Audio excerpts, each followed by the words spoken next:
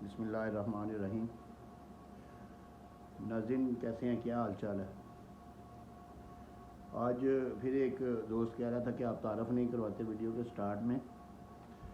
तो तारफ़ तो मैंने मेरे ख्याल में काफ़ी वीडियोस में करवाया हुआ है, लेकिन कुछ में वो रह जाता है टाइम की शॉर्टेज की वजह से। वो होता ये है कि कुछ टॉपिक लेंथी होते हैं और मेरी कोशिश ये होती है कि उनको मैं जल्द अज जल्द जो है ना वो कवर करूँ, कोई 10, 11, 12 मिनट के अंदर अंदर, ताकि आवाम तक इंफॉर्मेशन भी पहुँचे। बाकी तारफ़ की खैर मुझे तो अल्हम्दुलिल्लाह ज़रूरत नहीं है, क्योंकि अल्लाह ताला ने जितनी इज़्ज़त दी है वो मेरा कोई कमाल नहीं है, वो अल्लाह ताला की तरफ से अल्लाह ताला की देन है। और मैं तारफ़ करवा करवा के ख़ुद को ऐसे ही बनाता फिरूँ कि मैं बड़ा इम्पोर्टेंट हूँ। बंदा ना चीज़ सियालकोट में होता हूँ मैं। वैसे अब सिर्फ इतना बता देता हूँ कि मैं सियालकोट में होता हूँ और ज़िला कचहरी में प्रैक्टिस करता हूँ। आज का जो हमारा टॉपिक है वो बड़ा एक यानी कि ऐसा ज़रूरी टॉपिक है कि जिसके साथ ना तकरीबन हमारी जो पाकिस्तानी ख़ास तौर पे अवाम है, इनका पाला पड़ा ही रहता है। क्योंकि पाकिस्तान जो है ना, ये जागीरदारों, अमीरों, उमरा और जो याश किस्म के लोग और ख़ास तौर पर जो फ्राडी हैं ना, उनके लिए बेहतरीन किस्म की पनाहगाह है। इंसाफ का जो है ना वो यहाँ पे ये आलम है कि मुल्क की जो आला तरीन अदलिया सुप्रीम कोर्ट, उसकी बात कोई नहीं सुनता। तो नीचे वाले जो जजेस हैं वो बेचारे क्या करेंगे, उनकी कौन बात सुनेगा और कौन उनके काम में उनके ऑर्डर्स पे अमल दरामद करेगा। सिर्फ गरीब आदमी, अमीर आदमी या जो फ्राडिया शख्स है उसको इन चीज़ों से कोई लेन देन नहीं है, उसका कोई मसला ही नहीं है कि वो, और अदालतें उसका मसला ही नहीं है, ना पुलिस उसका मसला है, ना अदालतें उसका मसला है। उसका मसला सिर्फ ये है कि जो उसको हर वक्त थ्रेट रहता है कि कोई गरीब आदमी उठ के मुझे मार ही ना दे। ये चीज़ जो है ना, ये उसका मसला है। बेसिकली इंसाफ या कोई कानून नाम की कोई चीज़ जो है ना वो उसका मसला नहीं है। तो असल टॉपिक की तरफ आते हैं कि टॉपिक हमारा ये है नाजायज़ कब्ज़े का। एक वीडियो मैंने पहले रिकॉर्ड की हुई है नाजायज़ कब्ज़े की बाबत, कि आपने कैसे उस नाजायज़ कब्ज़े को छुड़वाना है और किस तरीके से जो है ना वो आपने अपना कब्ज़ा वापस लेना है। उसमें मैंने बताया था कि जो जिस वक्त आपके कोई घर वगैरह के पे कब्ज़ा हो जाए तो उसके लिए आप दावा दखलियाबी, दावा बेदखली, suit for recovery of possession, तो और इसके अलावा जो है ना आप इस्तिगासा उसमें कर सकते हैं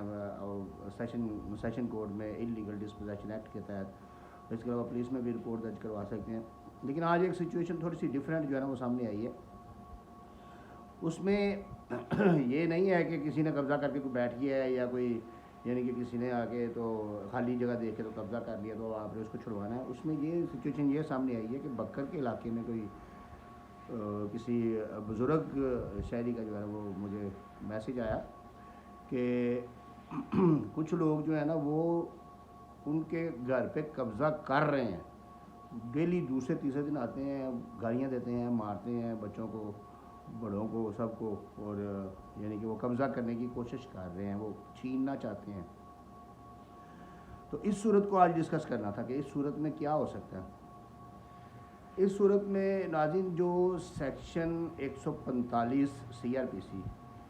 तो ज़ाब्ता फ़ौजदारी का सेक्शन 145 जो है ना वो मजिस्ट्रेट को पावर देता है कि वो इसमें इन्वोक कर सकता है किसी इंफॉर्मेशन पे, किसी एप्लीकेशन पे, या पुलिस उसको अगर रिपोर्ट करे कि ये जो है ना ये इस जगह पे जो है ना ये लड़ाई हो रही है इस घर के ऊपर कब्ज़ा करने के लिए। अब पहले मैं आपको जो है ना इसका स्कोप अब बताऊंगा कि सेक्शन 145 जो है ना ये किस जगह पे और किस तरीके से जो है ना ये इन्वोक हो सकता है, ये लग सकता है। सेक्शन 145 कहता है ये है कि मजिस्ट्रेट जो है ना, मजिस्ट्रेट, इलाका मजिस्ट्रेट जो है ना वो अगर उसके पास कोई कंप्लेंट आए या उसको पुलिस जो है ना वो उसको आके इन्फॉर्म करे, पुलिस की तरफ से कोई रिपोर्ट आए या कोई एप्लीकेशन मूव करे, कोई इस्तिगासा टाइप मूव करे,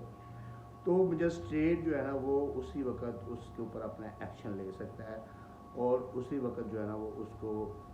या तो प्रॉपर्टी को अटैच भी कर सकता है, प्रॉपर्टी किसी एक के हैंड ओवर भी कर सकता है। वो आगे मैं बताता हूँ आप लोग कि किस सिचुएशन में किस तरीके से वो कर सकता है। तो सेक्शन 145 जो है ना इसमें मजिस्ट्रेट के इख्तियारात मौजूद हैं। आपने ये फौरी रेमेडी के तौर पे जो है ना, फौरी रेमेडी के तौर पे, यानी कि इसमें ये नहीं है कि आपने जो है ना वो इस्तगासा कर दिया, उसके बाद जो है ना वो 6 साल लग गए,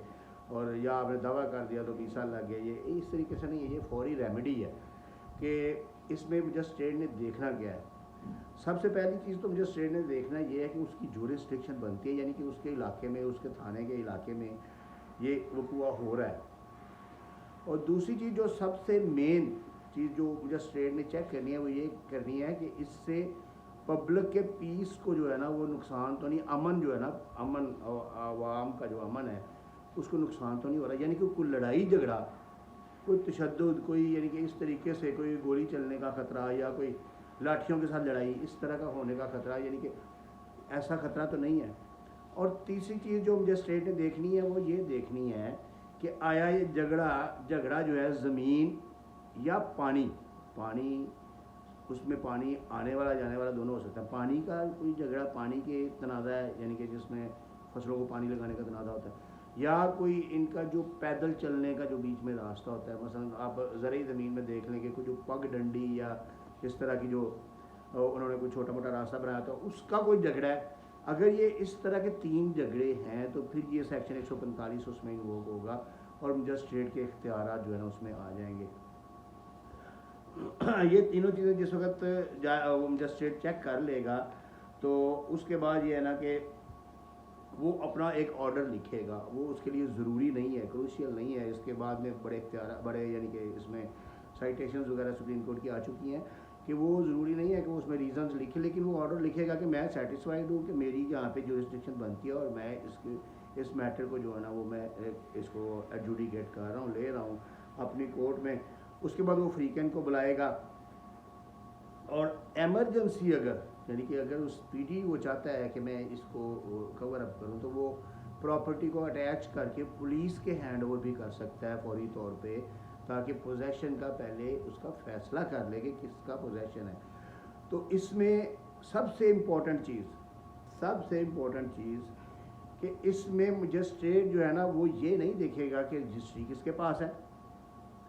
या इंतकाल किसके नाम पे चढ़ा हुआ है या PT1 किसका बना हुआ है, PTD किसका बना हुआ है। वो ये चीज़ें चेक नहीं करेगा, वो सिर्फ ये चेक करेगा कि लास्ट 2 मंथ यानी कि 2 महीने पहले वहाँ पे कौन रह रहा था।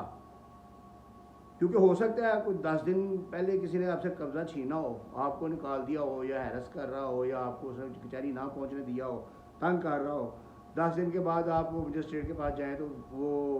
वो आके बताया जी मुझे इतनी देर हो गई रहते हुए। तो मजिस्ट्रेट चेक करेगा कि जो 2 महीने पहले वहाँ रह रहा था डेफिनेटली वो सच बोल रहा है और उसका ही इधर जो है ना वो पोजेशन मौजूद है और उसी के पोजेशन हैंड ओवर किया जाएगा। ये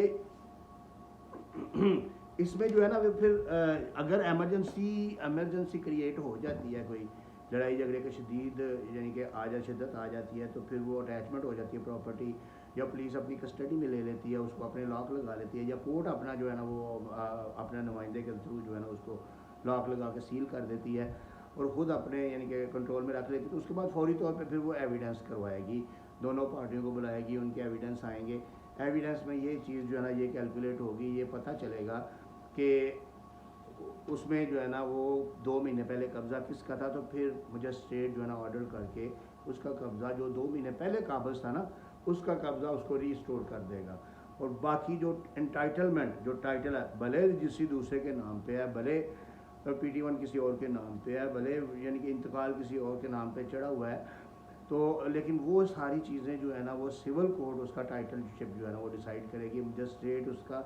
टाइटलशिप उसका इस सेक्शन 145 के तहत 145, 146 ये जो क्रिमिनल प्रोसीजर कोड है इसके सेक्शन है, इनके तहत ये मजिस्ट्रेट जो है ना जो उनका टाइटल जो है ना वो डिसाइड नहीं करेगा, सिर्फ कब्ज़े की हद तक, पोजेशन की हद तक डिसाइड करेगा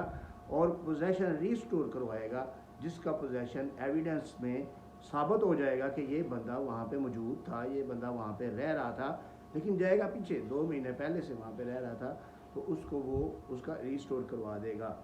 लेकिन इसमें कुछ जो है ना वो रुकावटें ज़रूर हैं कि अगर कोई सिविल कोर्ट की डिग्री मौजूद है किसी के पास, तो सिविल कोर्ट की डिग्री के बगैर डिग्री का जो उसका स्कोप है उसके बाहर मजिस्ट्रेट नहीं जा सकता। अगर सिविल कोर्ट ने डिसाइड कर दिया हुआ है कोई महीना पहले कि बैलफ के थ्रू ये कब्ज़ा इसको ट्रांसफ़र कर दिया गया और वो आके रिपोर्ट ये मजिस्ट्रेट को पेश कर देते हैं, तो फिर मजिस्ट्रेट जो है ना वो सिविल कोर्ट के फ़ैसले को उसको रद्द नहीं कर सकता, उसके अगेंस्ट नहीं जा सकता। हाँ, अगर एक और चीज़ भी उसमें शामिल है कि अगर कोई पार्टी कब्ज़ा छीन के, अब मेरा घर है, मुझसे कोई ताकतवर शख्स आके कब्ज़ा छीन लेता है, मैं किराए पे रह रहा हूँ, तो कब्ज़ा छीन लेता है, कब्ज़ा छीन के वो जाके स्टे ले आता है। हाँ, उस स्टे का जो है ना वो इफ़ेक्ट मजिस्ट्रेट के ऊपर नहीं होगा उस टेन्योर के दरमियान, यानी कि अगर उस लड़ाई के दौरान अगर उसी दिन अगले दिन नेक्स्ट डे वो स्टे ले आता है या कोर्ट का कोई दावा कर देता है। हाँ, अगर स्पेसिफिकली स्टे मौजूद है कि ये बंदे को इसको ना निकाला जाए, तो फिर मजिस्ट्रेट को उसको जो है ना वो उस पर अमल दरामद करना पड़ेगा। लेकिन हालातों वाक़यात देख के सिर्फ खाली दावा करने से जो है ना वो मजिस्ट्रेट को ये इस पावर से नहीं रोका जा सकता। इसी तरह अगर कोई रिसीवर मौजूद है, अगर कोई स्पेसिफिक स्टे उस घर की हद तक मौजूद है, तो फिर तो नहीं रोका जा सकता। अगर कोई रिसीवर उसके ऊपर अपॉइंट किया हुआ है सिविल कोर्ट ने, तो फिर भी उसको जो है ना वो उसके ऊपर वो मजिस्ट्रेट के इख्तियारात लागू नहीं होंगे। मजिस्ट्रेट के इख्तियारात सिर्फ उसी सूरत में लागू होंगे जो स्पेसिफिक रीज़न कि यानी कि इधर लड़ाई झगड़े का ख़तरा है और ये बंदा इधर रह रहा था, इसको ये फ़लाँ पार्टी इसको निकालने के लिए आई है, उस सूरत में जो है ना वो उसमें जो है ना मजिस्ट्रेट अपना इन्वोक करेगा और 145 CRPC के तहत वो कब्ज़ा रिस्टोर करवाएगा। बहुत शुक्रिया सर, बहुत शुक्रिया।